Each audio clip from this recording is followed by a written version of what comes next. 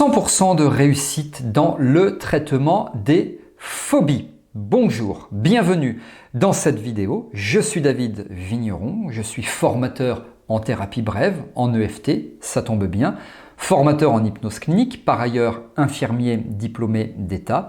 Ravi de vous accueillir ici dans cette vidéo dans laquelle je vais parler, vous l'avez compris, d'EFT, de résultats aussi, évidemment, c'est important de parler de ça.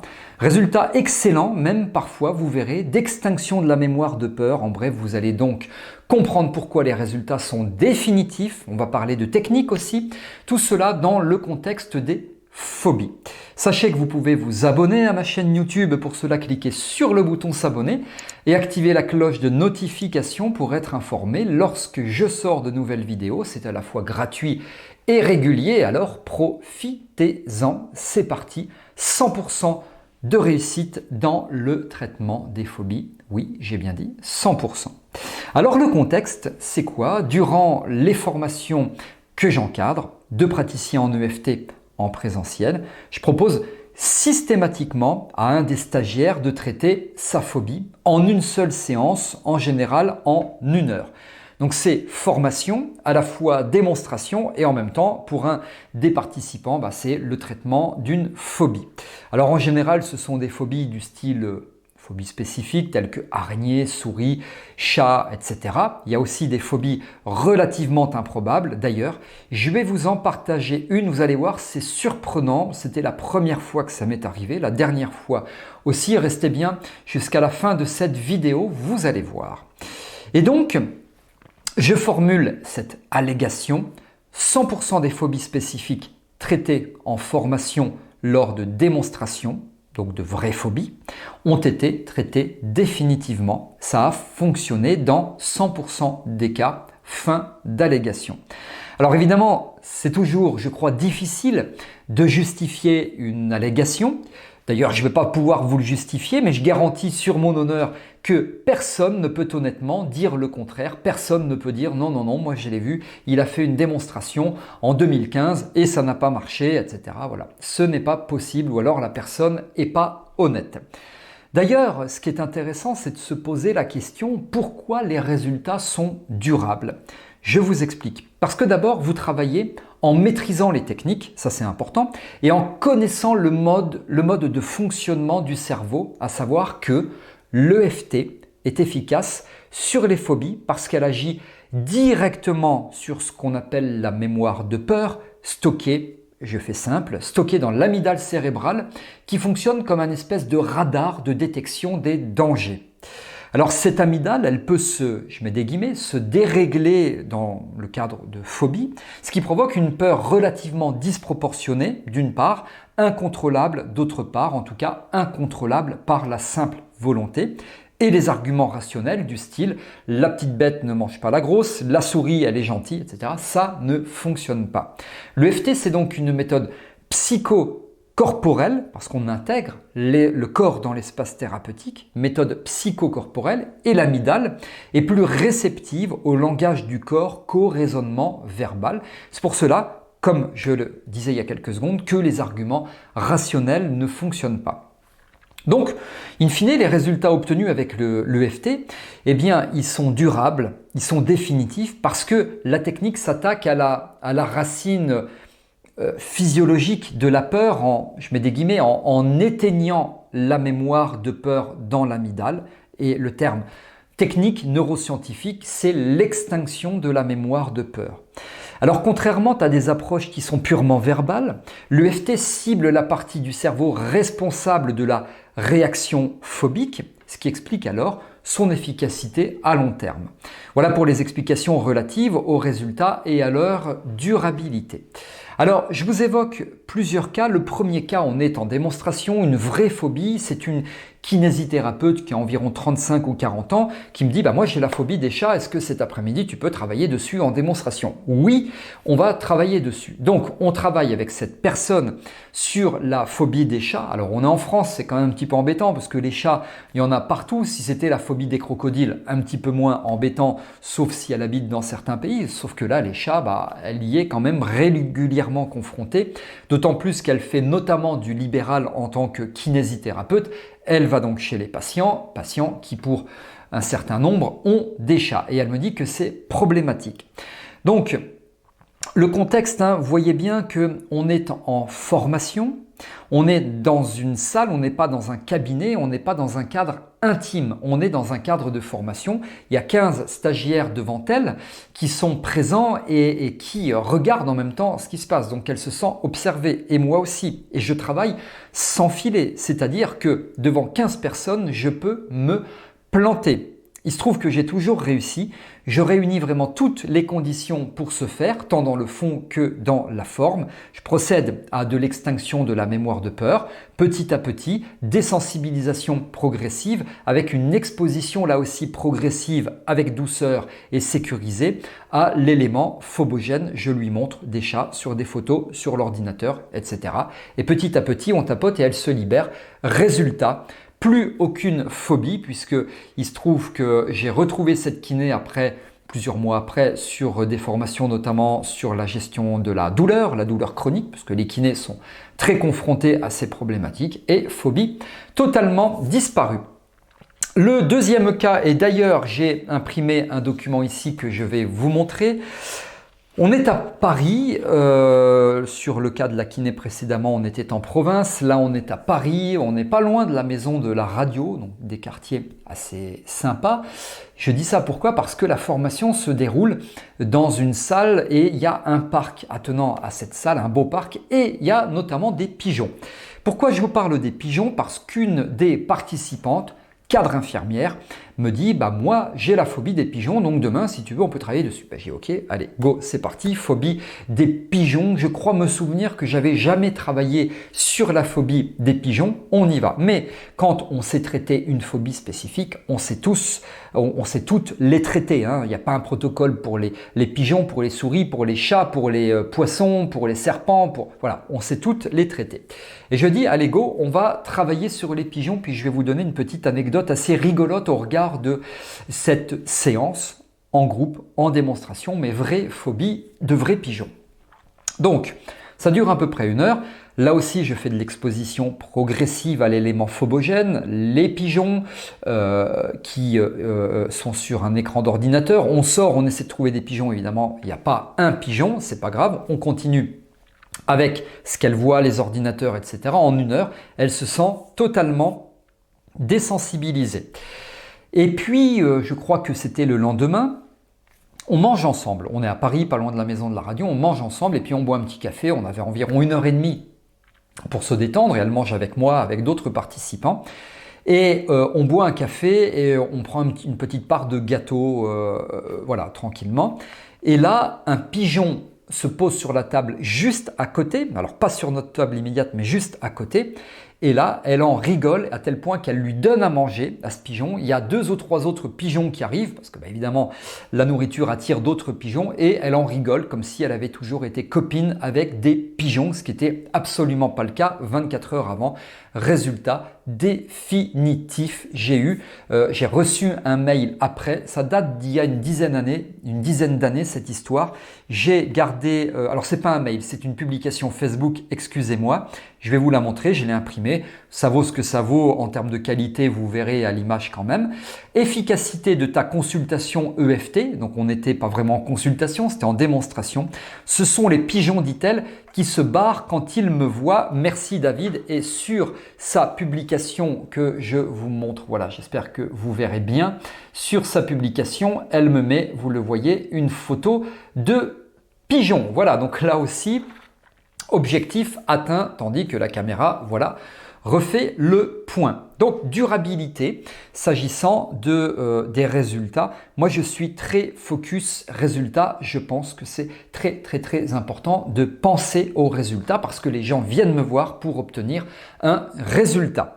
Voilà pour ces 2 premiers cas. Je vais vous partager un cas qu'on rencontre relativement peu, ainsi que les techniques pour traiter définitivement les phobies. C'est juste après ceci. Vous êtes thérapeute, coach ou professionnel de santé et vous vous demandez comment utiliser efficacement l'EFT. Je vous invite à un webinaire pour découvrir cette pratique certes surprenante mais qui obtient aujourd'hui, au dire de tous, des résultats stupéfiants. Moi-même, spécialisé en neurosciences, je pense que tous les professionnels de l'accompagnement qui souhaitent augmenter l'efficacité de leurs consultations ont grand intérêt à utiliser l'EFT en tant qu'outil. Je vais vous expliquer pourquoi dans ce webinaire.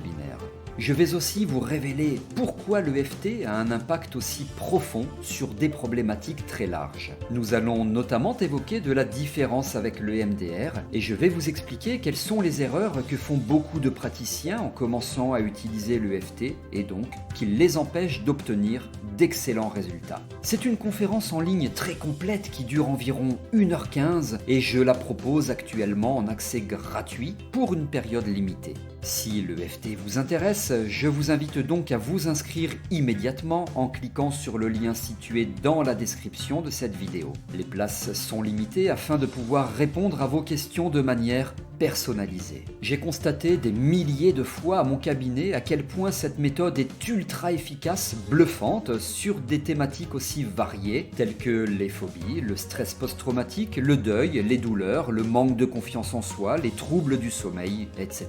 L'EFT s'utilise seul ou en complément de l'hypnose, de la sophrologie, de la relaxologie, du coaching, bref, c'est un formidable outil et vous allez pouvoir le constater par vous-même, puisqu'à la fin de mon webinaire, je vous offre 2 cadeaux vous permettant de tester l'EFT facilement et rapidement. Alors, inscrivez-vous maintenant à ce webinaire 100% gratuit. Pour cela, rendez-vous sous cette vidéo. Merci pour votre confiance, à très bientôt. Allez, on reprend 100% de réussite dans le traitement des phobies. Vous avez bien compris le contexte. Je partage ici maintenant avec vous les techniques pour traiter définitivement les phobies. Premièrement, une exposition réelle. Par l'imaginaire, on expose le consultant à l'élément phobogène, le pigeon. Comme j'évoquais précédemment, eh bien, on va montrer des photos, on va montrer des vidéos, on va montrer un diaporama sur lequel il y a des pigeons et on part du pigeon le plus sympa au plus précis, au plus désagréable. Moi, je commence avec des coloriages et petit à petit, on tapote, on tapote, on tapote et on procède donc à l'extinction de la mémoire de peur. Donc, exposition réelle ou par l'imaginaire à l'élément phobogène, c'est peut être réel. Je pense notamment dans le cadre d'une phobie du vertige. Moi, je me souviens d'une patiente venant me voir, mon cabinet premier étage avec des escaliers qui surplombent donc le rez-de-chaussée.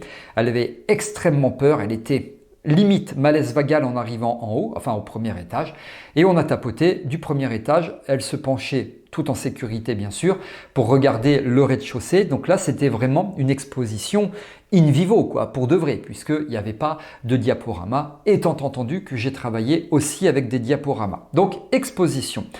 Intégration du corps dans l'espace thérapeutique, c'est ce que les neuroscientifiques qui s'intéressent à cela disent. Avec l'EFT, donc là on intègre purement le corps dans l'espace thérapeutique parce que l'amygdale cérébrale ne parle pas le langage de la rationalité, il parle le langage du corps, donc on intègre le corps dans l'espace thérapeutique.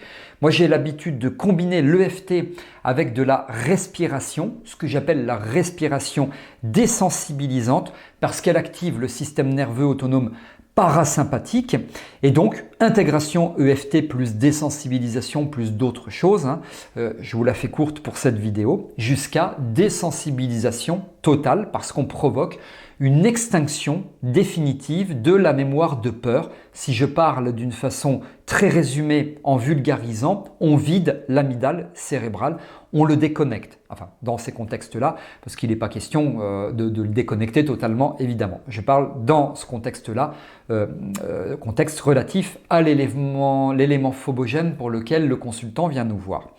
Évidemment, il y a des stress tests sensoriels provocateurs, il y a des recadrages, il y a des techniques de choix, il y a du SI, enfin voilà, il y a toutes les techniques qui, s'agissant de la forme, viennent se greffer autour de l'EFT.